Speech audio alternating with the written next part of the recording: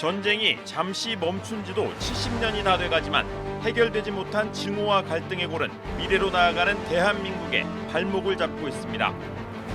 한국전쟁 당시 기독교인들은 기독교인이라는 이유만으로 반동으로 낙인 찍혀 인민군과 적대 세력에 의해 고난을 당해야 했습니다.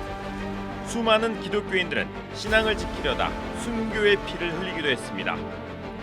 하지만 그들이 죽는 순간까지 되뇌었던 말은 용서였습니다.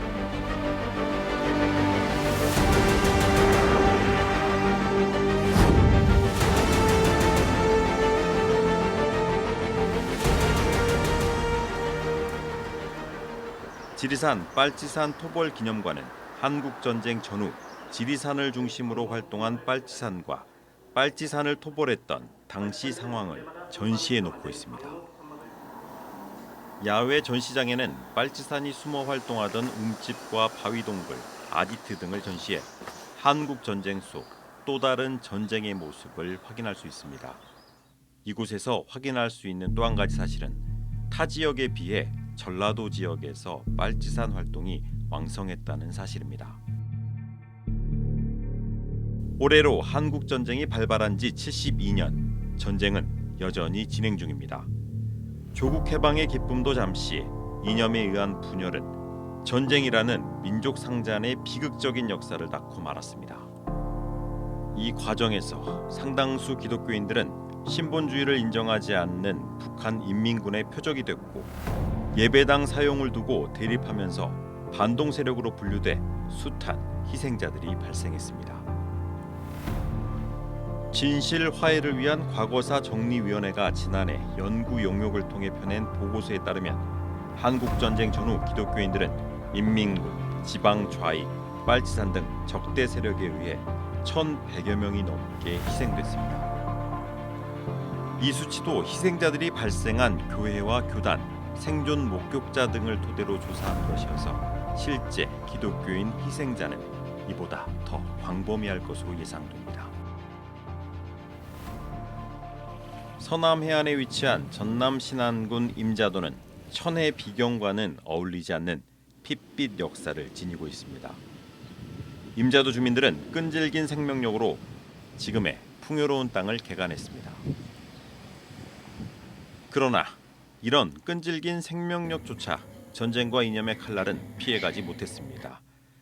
임자도에서 나고 자라 일제강점기와 광복, 한국전쟁을 모두 겪은 한 마을 주민을 만났습니다. 임자진리교회를 섬기는 강대필 장로.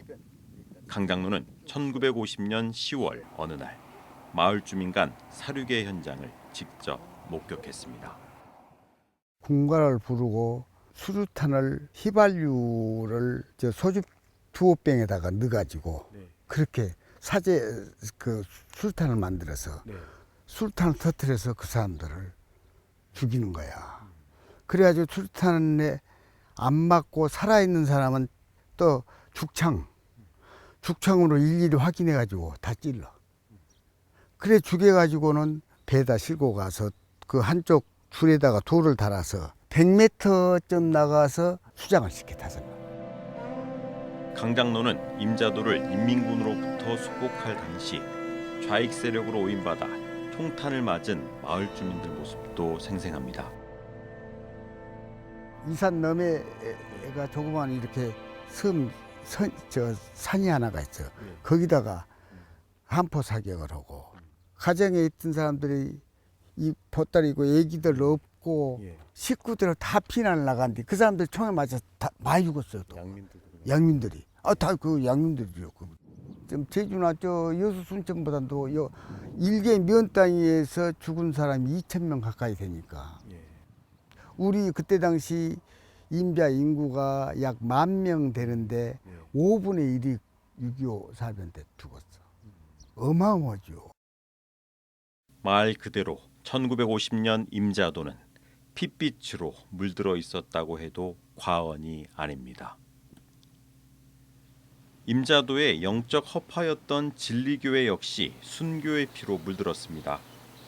한국교회 최초 여성 순교자 문중경 전도사가 세운 진리교회는 이판일, 이판성 형제 일가를 중심으로 성장했고 일제강점기 신사참배를 거부해 교회가 폐쇄되는 아픔을 겪기도 했습니다. 광복 후 예배당을 되찾았지만 한국 전쟁이 일어나면서 인민군과 좌익 세력에 의해 교회를 또다시 빼앗겼습니다. 그러나 이 과정에서도 예배를 포기할 수 없었던 교인 48명은 이판일 장로 가정에서 밀실 예배를 드려오다 발각돼 모래산으로 불리던 백산으로 끌려가 죽창에 찔려 구덩이에 생매장됐습니다. 일부는 손발이 묶인 채로 바다에 수장됐습니다. 미리서 저들이 그런 계획을 가지고 파놓은 구덩이 장소로 삼고 여기까지 끌어온 겁니다. 여기서 이제 우리 교회로서는 이판일 장로님과 에서 12가족이 여기서 이제 희생을 하셨고, 또 일부 성도들과 또 임자도 전체적으로는 이 300여 명의 주민들이 이제 여기에서 희생 당하신 걸로 그렇게 이제 알려져 있습니다. 진리교회는 교인들이 집단 생매장된 이곳을 임자도 골고다 언덕으로 부르고 있습니다. 진실화해위원회는 지난 4월부터 임자도 순사자 992명 명부를 확보해 진실규명 작업을 하고 있습니다. 취재진이 72년 전 시간여행을 떠난 또 하나의 장소. 모내기를 마친 상월리는 여느 농촌 마을처럼 평화로워 보이지만 말로 다 표현할 수 없는 슬픔을 간직하고 있습니다. 상월 그리스도의 교회는 100년이 넘는 시간 동안 마을의 희도애락을 함께 해왔습니다. 오늘도 마을 이곳 저곳 이야기들을 말없이 듣고 있는 듯합니다. 한국전쟁 당시 6살이었던 진유한 장로. 72년 전 11월 6일 추수를 앞둔 벼들 사이로 불었던 바람소리 하나까지 또렷하게 기억하고 있습니다. 일가족이 기독교 집안이라는 이유로 마을 좌익 세력에 의해 희생된 날이기 때문입니다. 당시 기도하는 할머니의 손에 이끌려 극적으로 희생을 모면한 진장로. 산꼭대기 저기 올라가서 이렇게 보니까 집이 대낮같이 환한 거예요. 이 횃불을 들고 이제 우리를 이제 잡으러 이제 왔는데 우리 식구가 아무도 없으니까 이게 온 집안을 찾느라고. 하지만 진장로는 1950년 11월 6일 그날 밤 외할아버지, 할머니, 삼촌, 3명의 친형 등 친인척 12명이 좌익 활동을 하던 이웃 주민들 손에 희생될 줄은 꿈에도 몰랐습니다. 새 형들이 저기 이제 피신을 했다가 이리 집에 오니까 우리도 약간 저녁에 피신 이렇게 갈 데가 없으니까 형들이 들판에서 배고프니까 뭐 나락을 이렇게 까먹고 이제 나중에 동네 분에 의하면은 나락을 까먹고 이제 뭐 안에 이렇게 하다가 이제 잡혔다고 해요. 그래서 이제 아버지를 오면은 잡기 위한 어떤 볼모 형식으로 좀 잡고 있다가 죽였는데 그 현장에서 죽여서 그냥 같이 한 무덤에 묻어버려서. 진장로는 아들, 손주들과 함께 72년 전 적대 세력에 의해 희생된 외할아버지, 외할머니 묘소를 찾아 죽기 전 불렀다는 찬송가를 불러봅니다. 믿는 자 위하여 있을 곳 우리 주 예비해 두셨네. 우리 주 예비해 두셨네. 며칠 후 요단강 건너가 만나리. 며칠 후 요단강 건너가 만나리. 올해 80세로 마을의 산 증인인 김동문 장로는 적대 세력에 의해 주민들이 끌려와 처형당한 곳을 생생히 기억하고 있습니다. 여기가 그 한국전쟁 6.25때 교인 35인이 순교당한 그 장소입니다. 희생자들 가운데는 상월교회 설립자였던 나옥매 전도 부인과 신덕철 전도사 등 교인 35명이 동시에 처형당한 뒤 버려지다시피 매몰됐습니다. 12살, 10살, 엄마 뱃속 태아도 있었습니다. 신덕철 그 전도사님은 이제 그 두개골이 이렇게 가슴에가 있더라. 이제 그렇게 말씀들 하시더라고요. 그래서 이제 그 박석현 목사님 같은 경우는 고향인 진도로 이렇게 그 가족들이 옮겨갔고, 자, 그 미성년자들은 그냥 땅에서 그냥 그대로 방치되어 버렸죠. 가해자 최근에까지도 지금 살아계신 분도 계세요. 처참한 현장을 또렷이 기억하고 있는 또 한 사람. 상월 그리스도교회 설립자 나홍매 전도 부인의 사위이자 당시 광주 양림교회를 심호하던 박석현 목사의 수양딸 김기순 사모. 김기순 사모는 광주에서 피난길에 올랐던 박석현 목사가 처가에서 발각돼 적대 세력에 의해 죽임을 당하기 전 자신을 살리려 했던 모습을 잊을 수가 없습니다. 우리 식구도 아니고 그런 아이인데 오다가 피란에서 같이 이렇게 흡사해서 온 아이인데 얘는 빼달라고, 얘만은 자기 부모한테 좀 보내달라고, 그걸 부탁이라고, 그 부탁 하시는 거예요. 또 뺨을 맞고 두 번이나 그렇게 해서 내가 그 자리에서 그래서 살아왔던 거예요. 그래서 지금까지 사는 거예요. 이제 진실 화해를 위한 과거사 정리위원회는 한국전쟁 당시 적대 세력에 의한 민간인 희생자 중 전국의 40%가 넘는 희생자가 전라남도 지역에서 발생했고, 이 중 영암 지역에서만 진실규명 신청 건수가 750건에 달한다고 밝혔습니다. 한국전쟁은 민족 상잔 이상의 깊은 상처를 남겼습니다. 한 마을에서 동고동락했던 이웃 주민들이 한순간에 적이 돼 죽창으로 서로의 목을 겨눴기 때문입니다. 우리 어린 나이에도 이상한 것이 저 어르신들이 우통을 헐떡 벗고 머리에는 이제 수건을 이렇게 찔끔 메고 바지만 흰 바지 몽둥이를 이런 놈을 들고 저쪽 안에서 지지적으로 이렇게 나오시면서 누구 죽이라고 소리를 지르고 수십 명이 이렇게 때가 막 그렇게 또 몰려오더라고요. 또 조금 있으니까 여기서 또 반대로 또 누구 죽이라고. 마을이 훤히 내려다 보이는 곳에 조성된 6.25 희생자 992명 추모 기념탑이 당시 이 마을이 얼마나 피로 얼룩졌는지 가늠하게 합니다. 신앙을 지키다 마을 적대 세력에 의해 48명의 순교자가 나온 진리교회. 진리교회 교인 48명의 죽음은 피도 눈물도 없을 만큼 비극적이었지만 순교를 당한 가족들은 이념에 눈멀었던 주민들을 용서했습니다.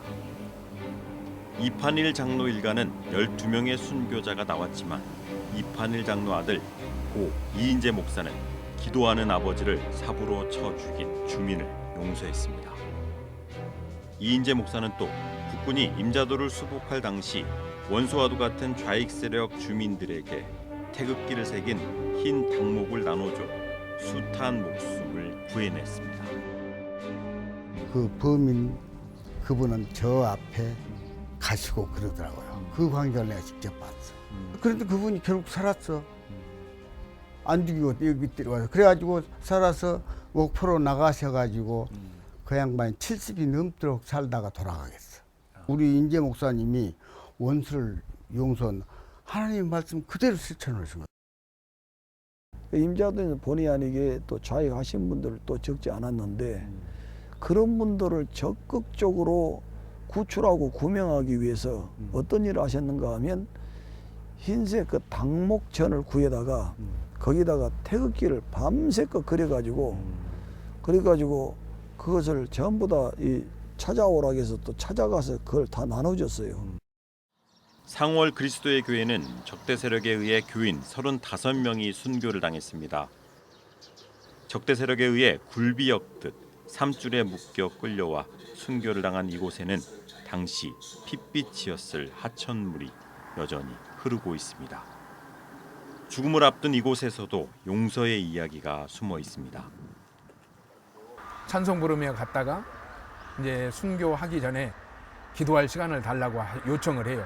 그리고 4가지를 기도하는데 첫째는 교회를 위해서, 두 번째로는 지역사회 복음화를 위해서, 세 번째로는 용서를 위해서, 그리고 마지막 네 번째로는 자신들의 영혼을 위해서 기도하였다는 그러한 그 증언들이 있습니다. 당시 6살 어린 나이였던 진유한 장로는 친형 3명과 외할아버지, 외할머니 등 10여 명의 친인척을 죽인 마을 적대 세력들을 용서했던 아버지의 모습을 기억하고 있습니다. 경찰들이 주둔해갖고 그 주동자들을 어쩔 것이냐. 이 사람들이 다 많은 사람들도 이제 당신 생각이 딸렸다 이제 아버지한테 그랬다고요. 그냥 다 살려줘라. 이왕 이렇게 죽은 사람이 살아나는 것도 아니고 마음에 못했지만은 용서한다 해갖고 그때 당시에 그 마을에 남아있던 사람들 다 이제 살렸다고 그래요. 마을의 산증인인 김동문 장로는 당시 상상하기 끔찍할 만큼 피울음이 가득했던 마을에서 원수를 원수로 갚았다면 더 큰 희생이 있었을 것이라며 더 큰 희생을 막은 것은 신앙의 힘이었다고 증언합니다. 신앙에 그 사랑이 없었으면은 그 후에 많은 사람이 희생을 더 당했을 거예요. 그 사람들 직접적으로 이제 권총을 주면서 쏘아 죽이라고 했어도 그냥 공포로 하루나 되고 해고 주겠다 하고 그렇게 용서도 한 분이 계셔요. 한국 전쟁이 남긴 상처라는 말로 담기에는 너무 슬픈 역사지만 그 안에도 용서와 화해 그리고 사랑이 있었습니다. 순교자들도 남은 가족들도 십자가에 못 박힌 예수 그리스도가 보여준 희생을 본받아 용서와 화해의 길을 걸었기 때문입니다. 우리가 뭐 자나무나 이것을 평할 것이 아니라 교회 안에서 사랑으로 우리는 예수님도 뭐 원수를 사랑하라고 그런 사랑을 조금 이렇게 더 퍼뜨리면은 더 가까워지고 지금도 뭐 일부는 그렇게 조금 이제 극한적인 사람들이 있습니다만은 그래도 좋은 세상이 되려면은 우리가 더불어 사는 세상이 돼야 좀 좋은 세상을 만들지 않겠느냐 그렇게. 이런 과거사 정리위원회가 발족이 되고 이런 활발한 움직임은 대한민국을 진정으로 남북 통일되기 이전에 벌써 이 국가 내에서 통합의 움직임이 되고 있다는 것은 매우 바람직하고 또 온 국민들의 그런 열망이 담겨 있는 것에 있어서 굉장히 의미 깊게를 보고 있습니다.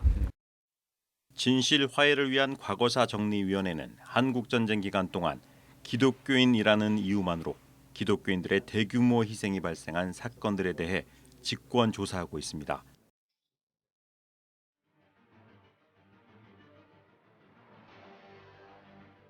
누가 어떤 이유로 희생됐는지 확인하고 진실 규명이 되면 희생자들에 대한 선양과 위령, 국가의 사과를 비롯해 다양한 국가적 조치를 권고할 예정입니다.